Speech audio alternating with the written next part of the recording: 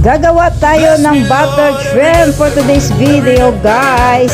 So may 1 kilo akong shrimp dito. Lilinisan ko muna. Tatanggalin yung mga dapat tanggalin dyan sa shrimp para maging malinis. Tapos isusok ko yan ng Sprite ng 1 oras para talagang kapit na kapit ang lasa. So ngayon, ito yung mga sangkap na gagamitin ko sa buttered shrimp. Meron akong half na butter dito. Tapos may patis, paminta, magic sarap, chopped garlic. So yan na, guys, ready na. After 1 hour, i-drain ko yung shrimp. Tapos isisit aside ko yung Sprite. Huwag nyo itapon yan. So i-add ko lang yung salt dito. Tapos mag-isa na ako ng shrimp.